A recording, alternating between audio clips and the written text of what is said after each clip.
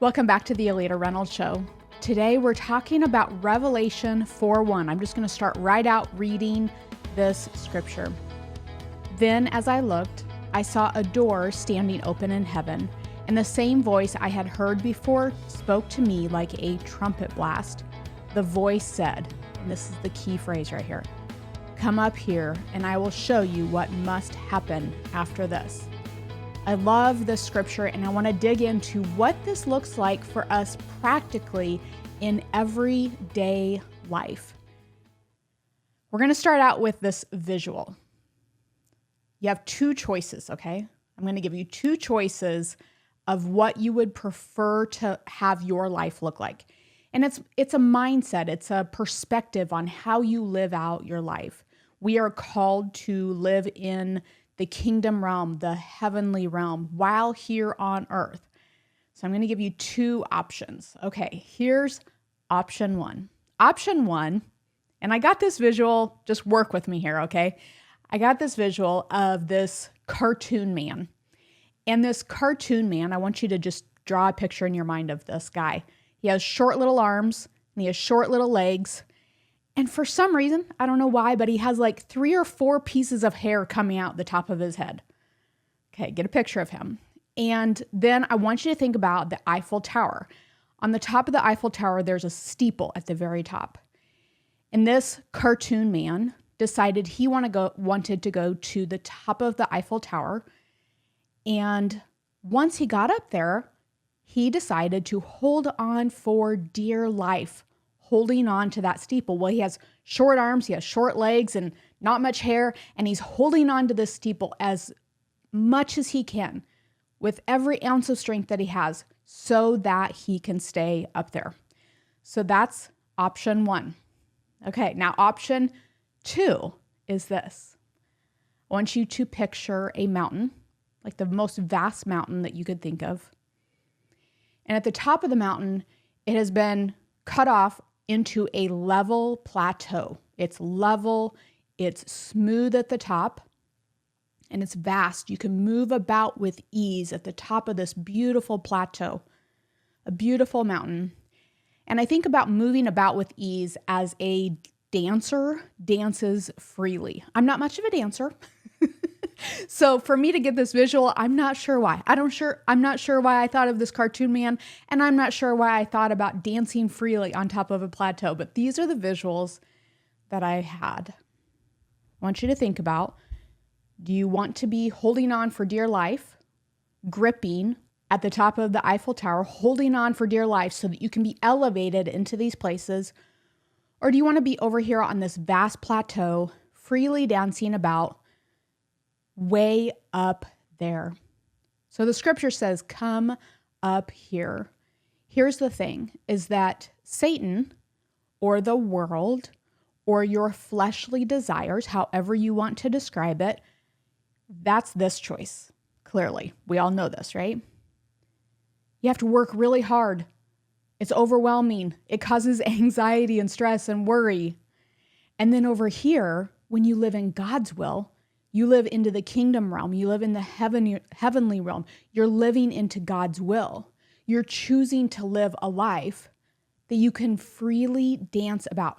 Now, this doesn't mean you're not going to have trials. Doesn't mean you're not going to have tribulations. It doesn't mean you're not going to have difficult circumstances in your life, because we know the Bible promises us that when we have trials, we know that we will. But it's more of a mindset. It's more of a perspective. It's not necessarily, oh, I'm going to come up here and I'm never going to fall off. I'm never going to have anything happen to me. But which one would you prefer? We oftentimes, before we came to Christ or newer in our faith, we end up being over here. And even in good works, even in things that would be God-honoring, sometimes we can still find ourselves holding on for dear life. And that's just not the way that the Lord wants us to live our life. We always want to be successful in God's eyes. Doesn't matter if we look good to the rest of the world, if we look good to others, if we satisfy our own desires or our own flesh. What matters is that we're successful in God's eyes. Well, what does that look like? I always think of 3 things when I think about how can I be successful in God's eyes. I think of living a life faithfully, righteously, and obediently. Doing God's will, I live faithfully, righteously, and obedient to what he's asking me to do. And when we do that, we get to be on this mountain atop the vast plateau, dancing about freely. Jesus came to give us an abundant life, a free life. We are to live free. And that's what he came to give us. And we have an opportunity to do that in a God-honoring way. Here's the deal. Satan comes to elevate us in different ways, a very different tactic. Think about when you have wanted something in your life, in your own flesh, in your own desires. What are some things that you wanted so badly, you were willing to do whatever it took to get it? And then once you got up there, you were elevated to this place, then all of a sudden you're like, I don't even want this. This creates anxiety. This is stressful. This is worrisome. I'm holding on for dear life. I cannot let go. Otherwise, I will fall. That is how Satan elevates you. The temptation of elevation is very different. But when God elevates you, it's by his grace into these heavenly places. You get this vast plateau where you can move about with ease. We have the opportunity to listen to his voice by the Spirit. Do you have ears to hear? By the Spirit, do you have ears to hear what he's calling you to come up here, to live into the heavenly realm, to live in the kingdom realm, to get closer to him each and every day? Think about where you were spiritually a year ago and where you are now. Has he brought you to a higher viewpoint? Has he brought you to a higher viewpoint than where you were a year ago? We know that we want to experience a deeper relationship each and every day. That's the mission of Women of Faith, is to experience a deeper relationship with Jesus each and every day. That's our hope and prayer with the ministry that we have, that we can pour into you and help you experience a deeper relationship with Jesus. So think about where you were a year ago. Spiritually speaking, have you been called higher to a higher viewpoint? Have you been called higher? Have you had ears to hear where he's calling you to? I always think about we have layers of growth. As we start to see spiritual vision and our personal character continues to elevate, the layers continue to be pulled back. It's kind of like an onion. You see this one layer, you're like, oh, I've got it all figured out. And then God's like, oh, wait, but there's more. And another layer comes off. You're like, oh, okay, I can grow even more. Now I'm getting the hang of this. And another layer and another layer. And all of a sudden you think, oh, now I've arrived. No, for the rest of your life, you'll continue to have layers where you come to know Jesus more and more. And as we know Jesus more and more, he says this, he says, friend, come up even higher. There's always a temptation for us to go higher, a calling that calls us to go higher. Some are of the world or Satan or flesh. Some are by the Lord. And we have the opportunity to distinguish the difference. Our personal character, how we are being transformed by the Lord, how we are renewing our minds each and every day, help us know if it's a temptation of the enemy. Maybe it's an ungodly relationship. Maybe it is the distraction of the world. Maybe it's busyness, or maybe it is God's will and he's asking you to do certain things in your life, a circumstance that you're now able to handle so easily. Think about something that is going on in your life today that because you have grown closer to the Lord, because you are now his friend rather than his servant, you know him well, you can handle those circumstances and those trials so much better. I remember certain circumstances years ago that would have just debilitated me. It would have been like lights out for me. I wouldn't have accomplished anything for days or weeks. I would be all consumed, anxious, overwhelmed, just totally stressed or worried about a circumstance. And now today, if the exact same thing happens, it is not stressful for me at all. I don't even think about it. And I'm not bragging. I'm just saying the Lord has shown me how to increase my personal character so I can come up higher. I can understand where He's at in all of it. I don't allow the enemy or my own fleshly desires or the world to distract me with these circumstances.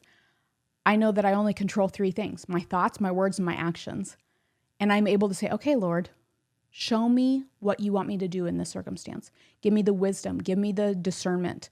Give me an understanding, the knowledge. Lord, what do you want me to do with this? I look to Him for the answers, and then I move on. I give it to Him. I just say, okay, this is all up to you. So my personal character has grown enough where when trials come, I don't let it take me out. Sometimes my husband GJ and I, we jokingly are like, oh yeah, we're dealing with that right now. I mean, it's like we don't even flinch. And again, I'm not bragging at all. I'm just saying, as the Lord develops us, as He gives us spiritual vision, as we grow our personal character, the things that used to take me out just don't. And so I go back to the question, do you have ears to hear? Are you able to walk by faith, not by sight? You don't have to grip onto the things that you think you want. Instead, you can say, okay, I'm going to live into God's will. I'm going to walk by faith and not by sight. And this is where the perspective is so much different when you can move about with ease. Allow me to encourage you with this. Never allow God to show you a truth which you do not instantly begin to live up to, applying it to your life. The Lord is trying to grow you.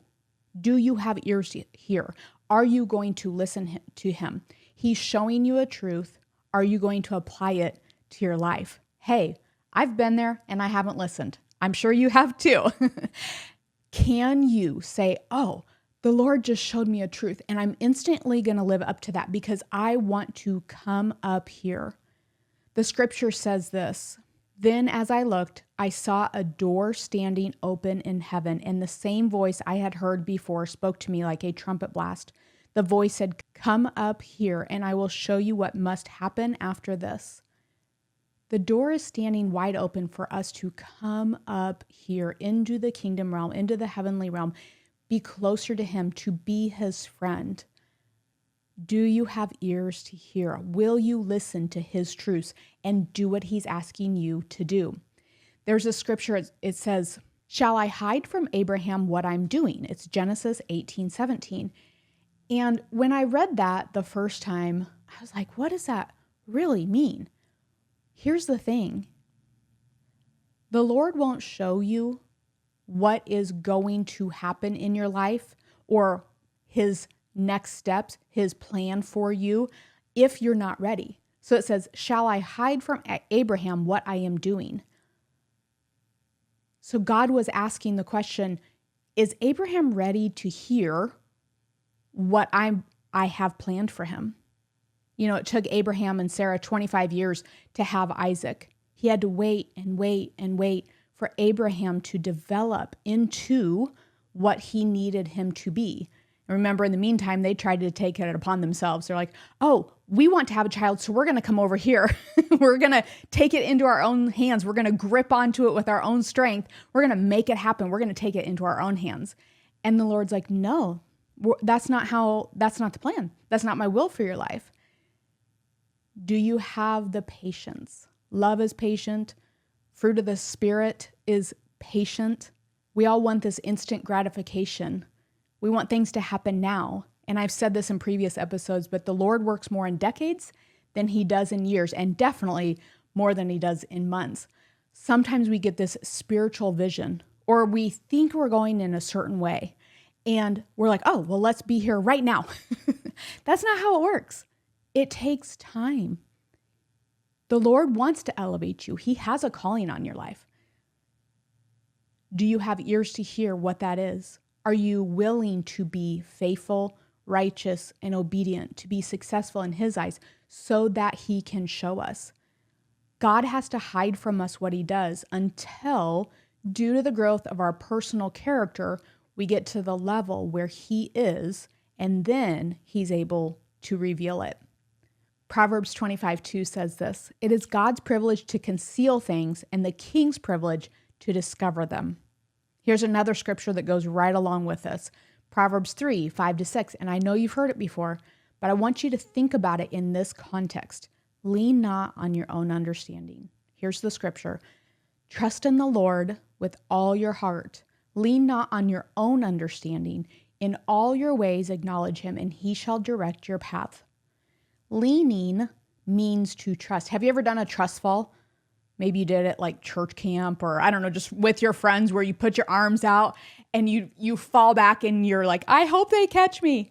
That is what God does. He never leaves you. He never forsakes you. He's always there. He's always going to pick you back up. His mercies are fresh every single morning. And the thing is if we lean on him, he's not going to let us fall.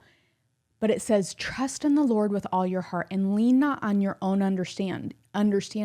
Don't trust in your own understanding, because that's what gets you at the top of the Eiffel Tower. You get elevated by temptation from Satan. And instead, we have the opportunity to come over here and freely dance about. Gosh, wouldn't everyone want to be freely dancing about on the top of a mountain plateau rather than holding on for dear life? I know in my life, I climbed the Eiffel Tower. I held on for a long time, and I did fall. I fell all the way back down to the solid rock, which is Jesus Christ alone. He caught me, and I got to restart there. I got to rebuild my entire life. He's like, Alita, that was not the goal for your life. That is not what I had for you. We're going to start over. He did catch me.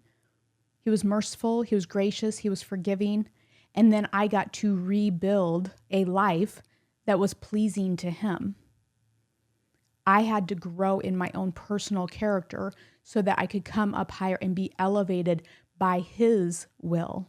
And now I have more patience in waiting on the Lord than I ever have before. It has been a process. I used to always claim I'm such an impatient person. And now I'm like, I got all the patience in the world. I don't need to be in a rush for anything. I mean, every once in a while I'm driving down the road. I'm like, why are you driving so slow, right? Like those things come back. But in general, I'm like, I got all the patience in the world. This is not my life. This is God's life. I'm just doing whatever he's asking me to do. And whatever he wants me to do, I'm just going to do. In his timing, in his will. He has the plans. He's got the purpose.